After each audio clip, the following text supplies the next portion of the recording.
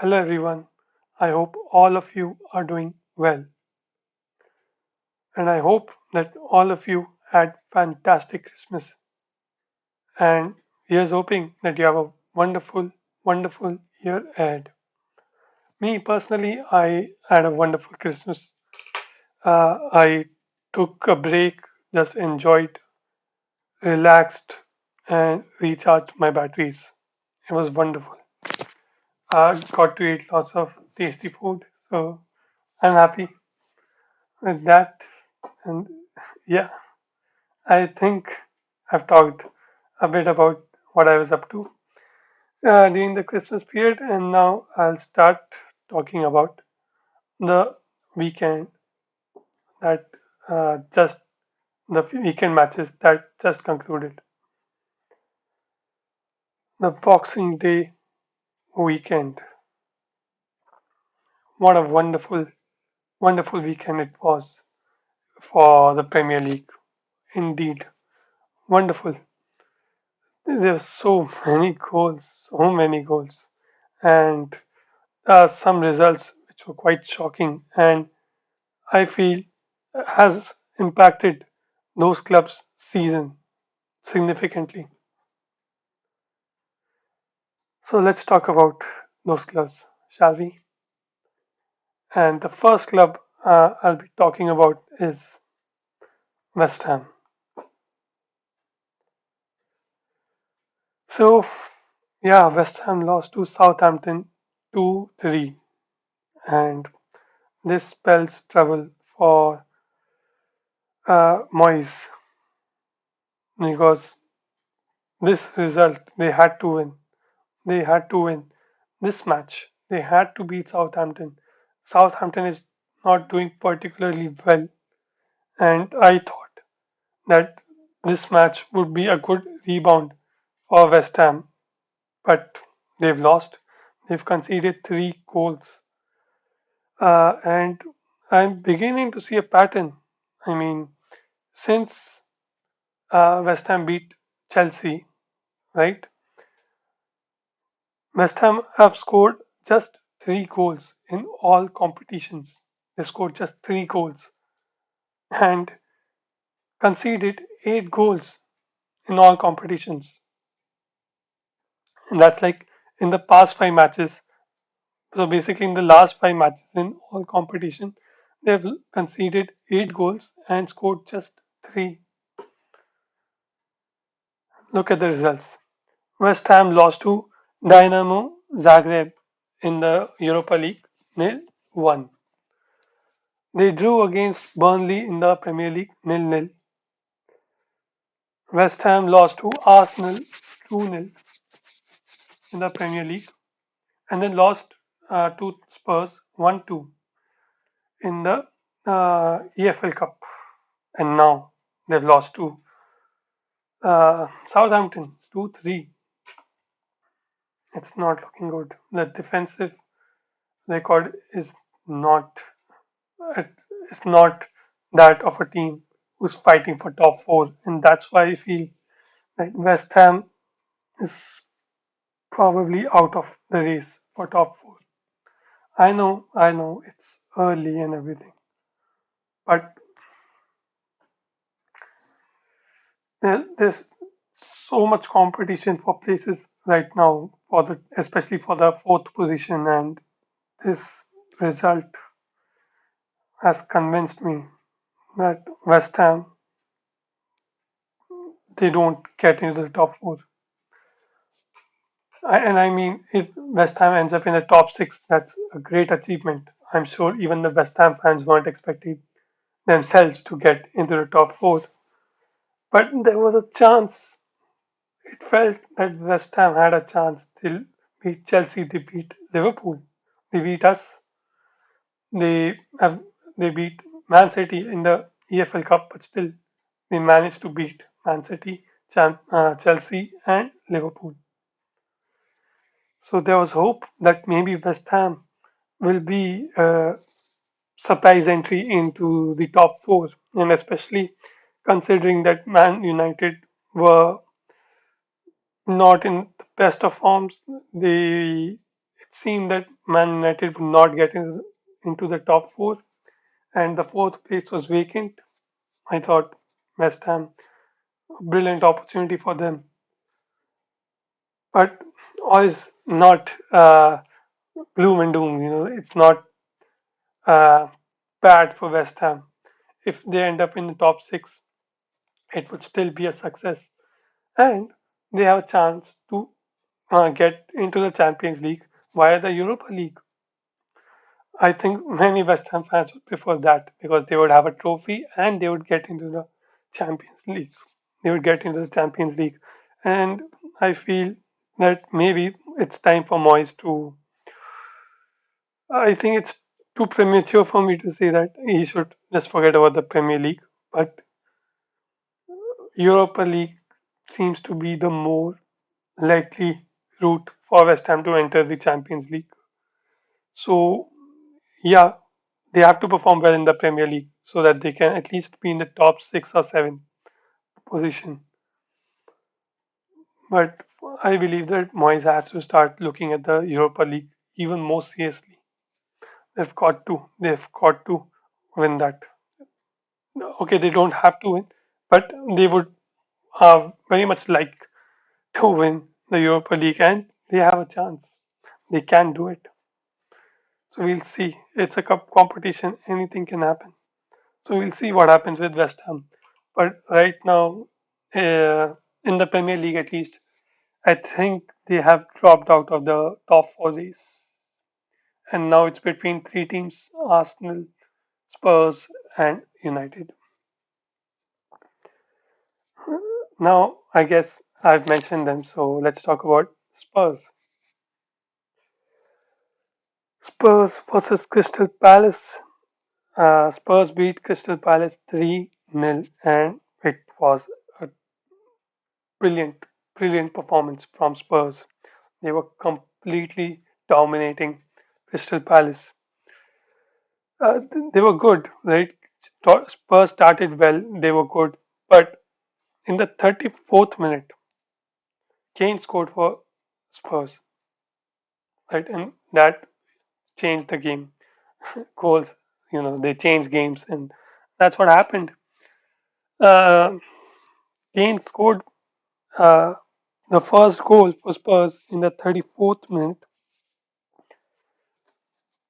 and it was a wonderful goal. And more than Kane, I feel that Lucas Moura had a greater contribution towards that goal. I mean, Kane finished impeccably. It was an impeccable finish from Kane. But Moura, my God, what a transformation he's had under Conte. He looks like the Moura from 2018-19 season when Spurs reached the Champions League. Moura was good, wasn't he? And uh, I feel Moura, this might be his best season now. I mean, it's too early to say that, but the signs are there that he's becoming a star for Tottenham, just like Kane and Son. So yeah, look out for Lucas Moura. And again, in a couple of minutes, I guess, Moura scored. Uh, Moura scored a header, wonderful finish, made it 2-0 in a matter of few minutes, and that almost killed the game. But the final nail in the coffin was certainly Zaha's sending off. What a stupid way to get a red card, to get sent off. Zaha. I mean, yes, maybe the first yellow card was a bit harsh, but the fact is that you are under a yellow card. You have already got a yellow card. You know this. You cannot, cannot get another yellow card for such a. What was that? It like he was throwing a tantrum. He pushed. I forgot which player, but he pushed one player. Stupid, stupid, stupid decision from Zaha. It cost his team dearly. I mean, 2-0, it was already done, but still, there was a flicker of hope that maybe they could get a point from the game.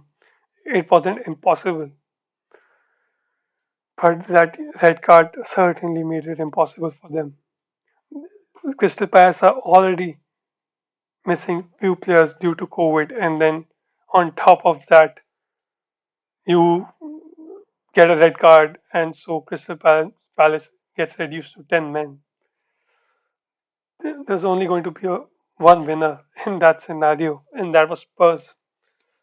So, yeah, they beat Crystal Palace 3-0. The third goal, of course, scored by Son Heung-min, who is certainly looking like the player of the season. Better than Kane this season, for sure. More consistent. And I like Son. Yeah, with his Spider-Man celebrations and everything. Uh, but yeah, it was great. And Spurs are really looking like the real deal. They're looking like a real contender for top four. And honestly, I feel out of the three teams, Spurs probably has the best chance now of getting top four among the three teams I mentioned: Arsenal, Spurs, and Man United. And it's solely because of Antonio Conte. I mean, what a manager, what a coach. I saw it firsthand when we played against them this uh, this week, right? This midweek. What a match it was, and they were the better team. They were better than us. Sorry, this not this match midweek. Sorry, last weekend. This midweek we had the EFL Cup. The last weekend when we played against Spurs, and Spurs was the better team. They had loads of chances. They just couldn't capitalize. And what a transformation! Oliver Skip, wonderful, wonderful player. Eric Dyer, marvelous. So yeah, Delhi Ali. Oh, I completely forgot about him. Delhi Ali. Oh, he played well. And I mean, I think I got what they were going for, and it was really, when I think about it, it was really great strategy from Conte. I mean, he had Kane and Son basically in the forward positions, right? So they would get ready for the counter attack because we they know that we only have two defenders when we are attacking their end, then we only have two defenders at the back. So Conte basically ensured that Harry Kane and Son were in attacking position with Deli Ali close to them, behind them, but yeah, he's behind them. So whenever Spurs got the ball, they would quickly turn over and just uh, give them a through ball, give them a pass, get the ball to Harry Kane or Son's feet, and then Deli Ali would charge, makes it 3 versus 2. Everybody has to rush back. Every Liverpool defender has to rush back to their position so that they could help the two center defenders. And yeah, that strategy worked. They got many chances. They didn't capitalize on them, but they had great chances. Harrison was certainly our man of the match, I feel. But his Spurs looking great, and I've talked a lot about them, so I'll shut up now. So, yeah, let's talk about the next game, which was between Man City and Leicester City. 6-3. And wow, Leicester, they've conceded 9 goals in the last two matches. It's not looking good for Leicester. It is not looking good for Brendan Rodgers. He must be under a lot of pressure. They've lost so many matches, and the manner of the defeat must also be uh, difficult to swallow, for especially for the Leicester fans. 6-3. I mean, they were 4-0 down in 25 minutes, right? Leicester were 4-0 down in 25 minutes. They were under a lot of pressure, but then, against all odds,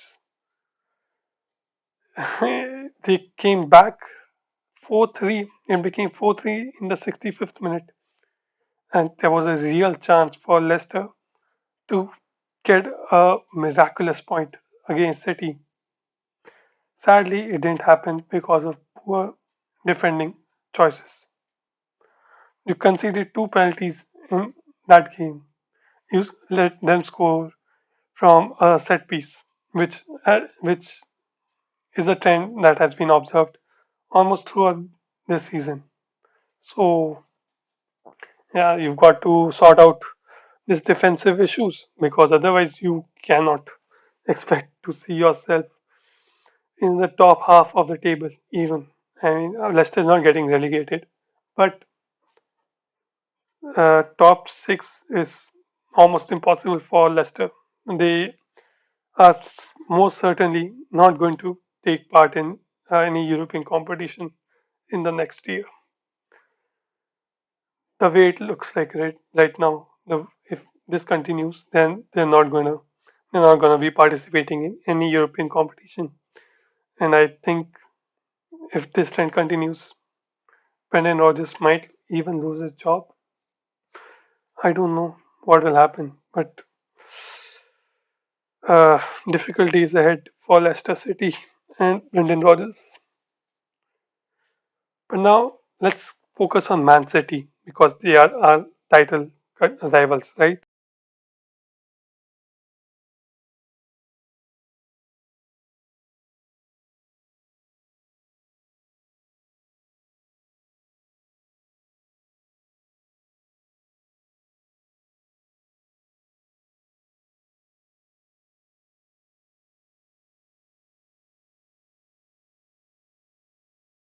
It's frustrating for a Liverpool fan, but still, we can only marvel at what they have achieved. They are a fantastic team, Man City, and they're doing great. Pep Guardiola, wonderful job, wonderful job. They're scoring so many goals and they don't even have a recognized striker. How? How? I really cannot answer that riddle for anyone. How they're managing to score so many goals without an out and out striker. I mean, yes, they've got so many goal scoring players, but still, it's wonderful, and I can only applaud what they're achieving right now.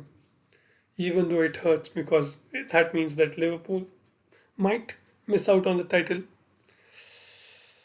but we'll see what happens. The season's not over yet, but they have got a 6 point lead over us now. Even though we have a game in hand, but still, the points matter. It matters. But we are only at the halfway mark of the season, so we still got a lot of matches left. Anything can happen. But still, Man City, great job. And now let's talk about the next game, which was between Arsenal and Norwich. And Arsenal annihilated Norwich 5-0. What a performance from Arsenal. Arteta, kudos to you, man, kudos to you. And these results are certainly vindicating Arteta's decision with regards to dropping Aubameyang. He's certainly being vindicated right now because the results speak for themselves. Arsenal are fourth. They are comfortably ahead of West Ham right now. They're 4 points above West Ham, having played the same number of matches. So, yeah, Arsenal fans must be happy. The only thing that can stop Arsenal from getting top four right now, I feel, is Spurs or United. So these two teams are their main rivals, but they're playing pretty well, and hats off to you, man. I salute you, Arteta. I salute you, Arteta. And I have to talk about this player, and it is Actually, two players, Martin Odegaard and Bukayo Saka. Let's talk about Martin Odegaard. What a wonderful form he is in right now. I think uh, I read a stat that he has a contribution, he's been contributing to a goal for 6 consecutive matches now. He's contributed to a goal for six consecutive matches. He's either scored in them or he's assisted. Wonderful, wonderful form he's in, this guy. And surely Arsenal fans must be happy with him. Martin Odegaard. And, of course, Bukayo Saka. What a talent. He's so young and he's certainly a core member of that team of Arsenal, and it's one of the main reasons behind their success. If they get if they get top four, then he'll certainly be a core member, a main reason behind that success, which is top four, like I said. So if Arsenal gets top four, Bukayo Saka's contribution would be immense. That's what I'm saying. Wonderful player, huge, huge potential, and he's already showing what he can do. He's already showcasing his talent, and uh, certainly his future looks bright. And yeah, now let's talk. Let me talk about the final game, right? Aston Villa versus Chelsea, and this was certainly a game of two halves because in the first half everything was flat for Chelsea. They equalized uh, because of a stupid penalty. It was a fair penalty, it was a fair decision, but the Aston Villa player, I forgot his name, didn't have to really slide tackle. There's not a lot of pressure on him. I don't know why he slid and tried to take the ball away from the Chelsea player. I forgot the name, sorry. But yeah, it was a useless penalty to concede, and then Jorginho converted like he does for Chelsea, and they equalized after Aston Villa scored, which was which was again a good goal, but not really actually because it was an own goal from Reece James. So yeah, Aston Villa were lucky in that department, but that penalty was not great, not a good penalty to concede. There's not a lot of pressure on the defender. I don't know why he did that. But anyways, what is done is done. The score became 1-all in the first half, but still Chelsea were not that impressive in the first half. But then came second half, and with it, Romelu Lukaku, and he completely changed the game. I mean, Pulisic is not a number 9. Everyone knows that by now. He's not a number 9. You could see the difference when Lukaku came. What a wonderful player. There's no doubt about that. But he wasn't really uh, reaching the heights, right, under Chelsea because whenever he played also, he wasn't really playing that well. He's playing good, but not as good as we thought he would. And then he got injuries and then COVID. So, yeah, there was bad luck involved as well. But then Lukaku came and he changed the game.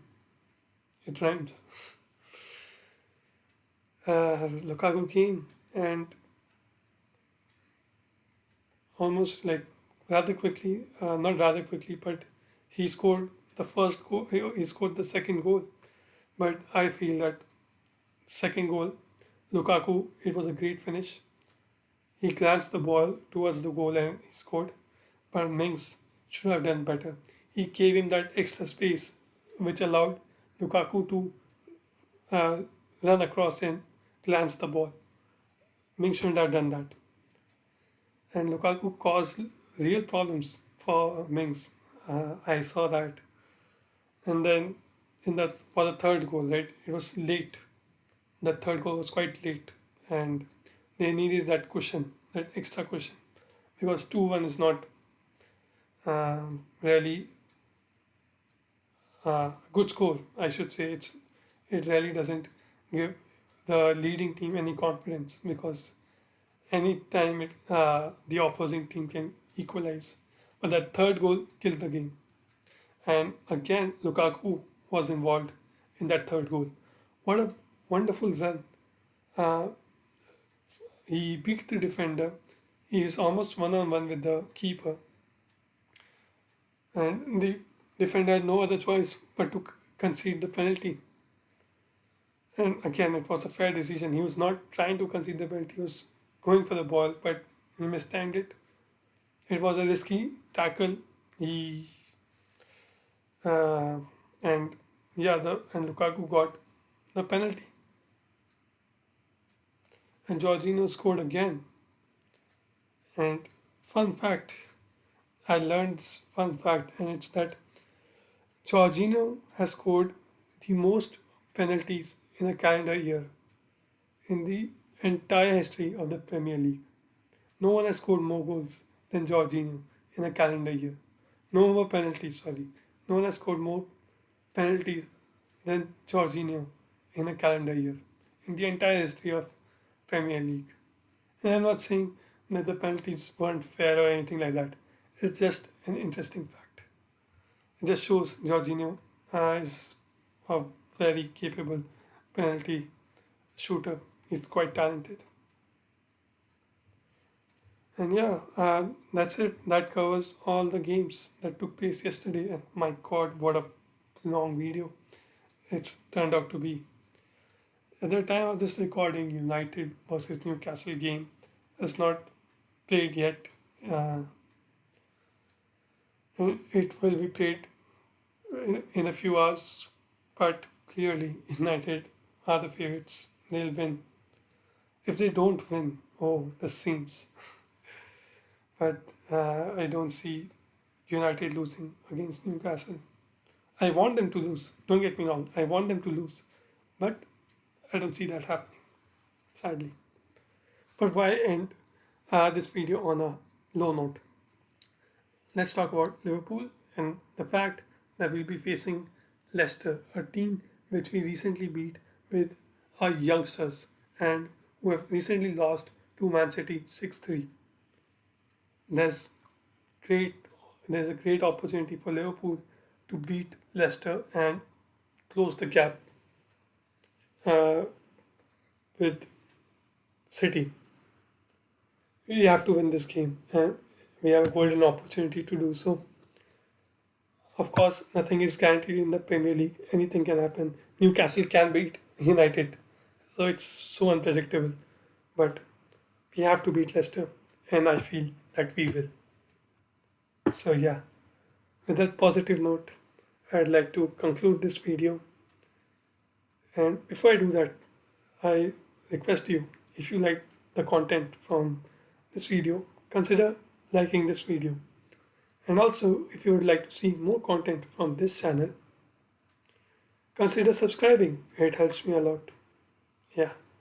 So with that, I sign off and request you all to take care of yourself and each other. And remember, you'll never walk alone.